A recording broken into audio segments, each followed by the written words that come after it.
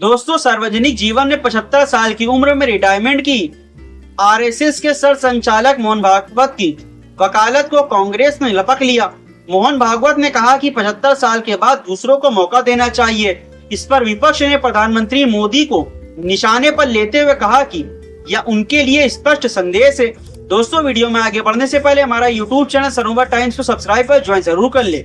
असल में मोहन भागवत ने कहा था कि जब 75 साल पूरे होने पर आपको शॉल दी जाती है तो इसका मतलब है कि अब आपकी उम्र हो गई है, अब आपको पीछे हट जाना चाहिए। मोहन भागवत के इस बयान को भाजपा के कुछ नेताओं के लिए एक संदेश के रूप में देखा जा रहा है, खासकर उन नेताओं के लिए जो 75 साल की उम्र पार कर चुके हैं। मोहन भागवत ने कहा कि 75 की उम्र पार होने के बाद दूसरों को भी अवसर देना चाहिए। अब आपको 75 पूरे होने पर शॉल उड़ाई जाती है तो इसका मतलब होता है कि आपकी उम्र हो गई है, अब आपको किनारे हो जाना चाहिए। मोहन भागवत की यह टिप्पणी आरएसएस के विचारक मोरेपंत पिंगले के 75वें जन्मदिन के दिए गए भाषण में की गई। वहीं राजनीतिक विश्लेषकों को लग रहा है कि यह भाजपा में भी कुछ बदलाव देखने को मिलेंगे। आरएसएस प्रमुख का यह बयान निश्चित रूप से भाजपा के लिए एक विचार करने वाला विषय है। मोहन भागवत के 75 वर्ष की आयु में नेताओं को पद छोड़ने संबंधित बयान ने राजनीतिक माहौल गरमा दिया है। विपक्षी दलों ने इस बयान को लेकर सत्तारूढ़ भाजपा पर निशाना साधा है। कांग्रेस और शिवसेना यूबीटी ने भाजपा पर तंज कसा। कांग्रेस नेता जयराम रमेश ने चुटकी लेते हुए कहा, एक तीर से दो निशाने। जयराम रमेश आगे कहते हैं, कैसा स्वागत है। आरएसएस प्रमुख ने वापस आते ही याद दिलाया कि 17 सितंबर 2025 को 75 वर्ष पूर्ण हो जाएंगे। लेकिन प्रधानमंत्री भी आरएसएस प्रमुख से कह सकते हैं कि वह भी 11 सितंबर 2025 को 75 वर्ष के हो जाएंगे। एक तीर से दो निशाने। विपक्ष इस टिप्पणी को भाजपा और आरएसएस के बीच एक स्पष्ट मतभेद के रूप में भी देख रहा है।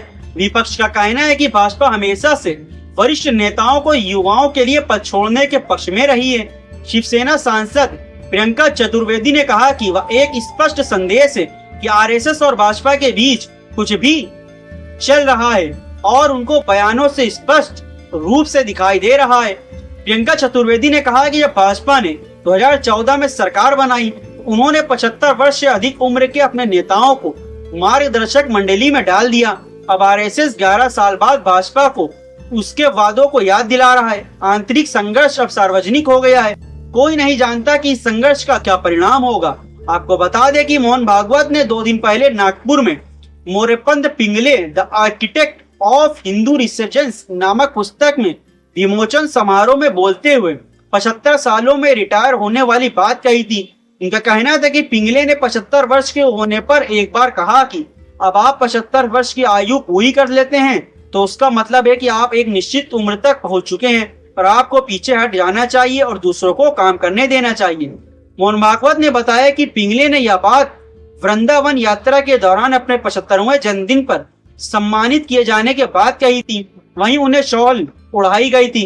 भागवत ने कहा कि शॉल सम्मान का प्रतीक थी, लेकिन पिंगले ने इसके गहरे अर्थ को समझा। उन्होंने समझा कि यह एक पीढ़ीगत बदलाव का संकेत है और युवाओं को आगे बढ़ने का भी एक सांकेतिक संकेत है और शांत तरह से वो आगे बढ़ सकते हैं।